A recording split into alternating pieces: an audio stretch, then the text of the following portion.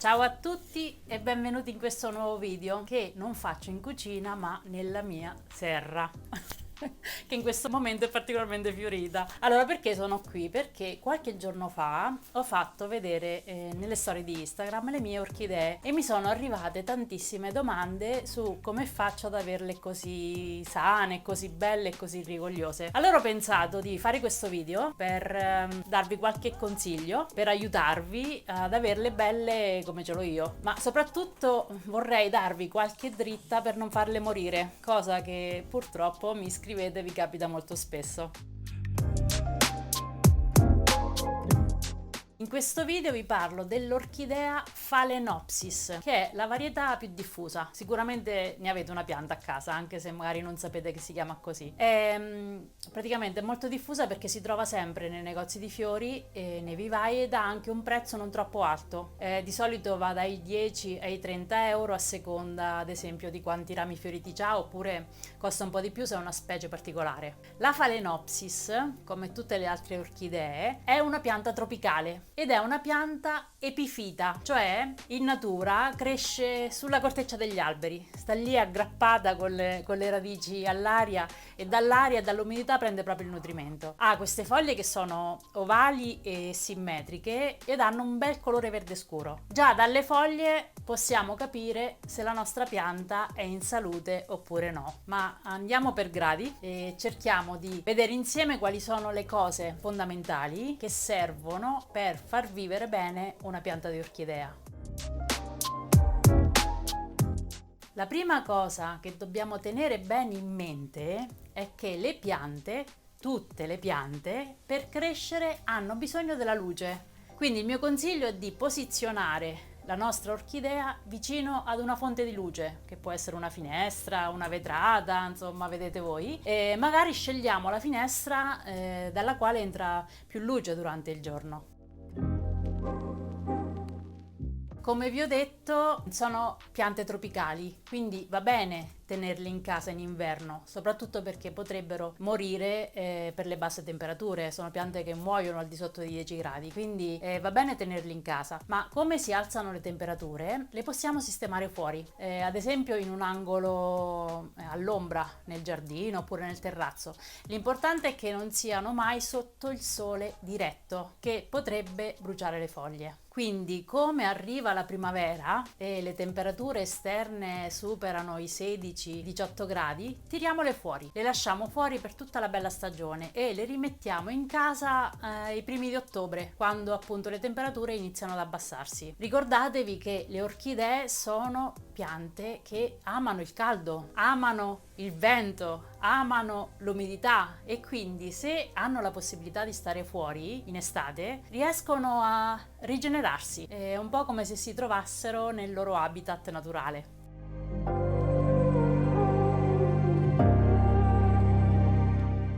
Altra cosa importantissima per le orchidee, ma anche per tutte le altre piante, non abbondiamo mai con l'acqua, ok? Che è una cosa che proprio ve lo devo ripetere all'infinito. Dobbiamo innaffiare solo quando il substrato è asciutto e ce ne accorgiamo praticamente quando, sollevando il vaso, lo sentite leggero e se osservate la corteccia di pino vedete che è chiara ed asciutta e anche le radici sembrano un po' appassite e grigie. Quindi quando vedete questi segnali è il momento di annaffiare.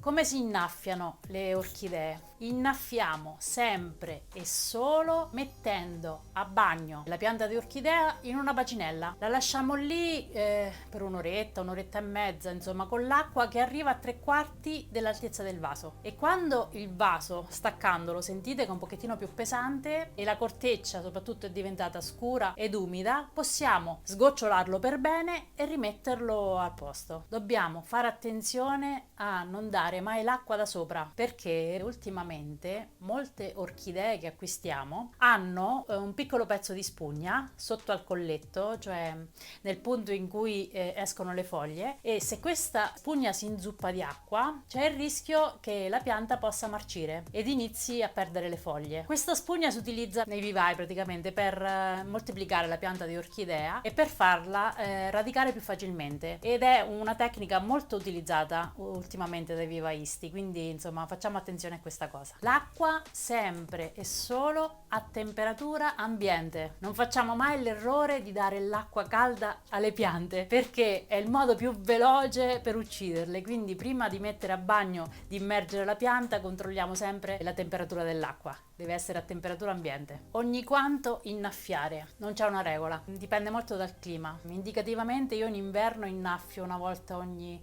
15-20 giorni e in estate una volta ogni 7-10 giorni, poi dipende molto dalla temperatura, cioè se in estate è molto caldo e il clima è molto secco e innaffio una volta alla settimana all'incirca, ma non di più, non esagero nemmeno in estate. A proposito di acqua e di irrigazione mi è venuto in mente un trucchetto. Se a casa avete un vaporizzatore, come si chiama quelli che mettono il vapore, insomma, quando lo accendete senza aggiungere oli essenziali, provate a mettere la vostra pianta lì vicino. Vi ho detto che l'orchidea ama il clima caldo e umido e questo potrebbe essere un trucchetto per aiutarla ad emettere nuove foglie. Altrimenti potete anche utilizzare uno spruzzino per bagnarla di tanto in tanto, soprattutto in estate quando fa molto caldo. Concimazioni. Allora, concimiamo le nostre orchidee utilizzando un concime specifico per orchidee. Vanno bene tutti, io solitamente utilizzo quelli liquidi e facciamo attenzione ad utilizzare la dose consigliata in confezione, non eccediamo, perché non solo una concimazione troppo forte non serve a farle rifiorire, ma piuttosto rischia di danneggiare la nostra pianta, quindi leggiamo bene sulla confezione cosa c'è scritto. Concimiamo diluendo il concime nell'acqua e facciamolo una volta ogni 3 innaffiature e sospendiamo le concimazioni quando la pianta è in fiore. Non serve assolutamente a niente concimarla quando è fiorita. Fioritura, questa è la cosa che vi interessa più di tutti. Non riesco a far rifiorire la mia orchidea. Perché? Allora, perché per stimolare una nuova fioritura delle Phalaenopsis c'è bisogno di uno sbalzo termico di almeno 7-10 gradi, cioè la pianta deve avere uno shock. In questo modo si stimola la rifioritura. Che cosa possiamo fare allora? Potremmo, ad esempio, posizionare sul terrazzo oppure sulla finestra la pianta durante la notte, ricordandoci però di riportarla in casa la mattina. Questa è un'operazione che possiamo fare solamente però quando la temperatura esterna non scende sotto i 15 gradi, quindi in autunno e in primavera. Lo facciamo così per tipo 5-6 giorni di fila, anche un po' di più, cioè la facciamo un po' soffrire la pianta.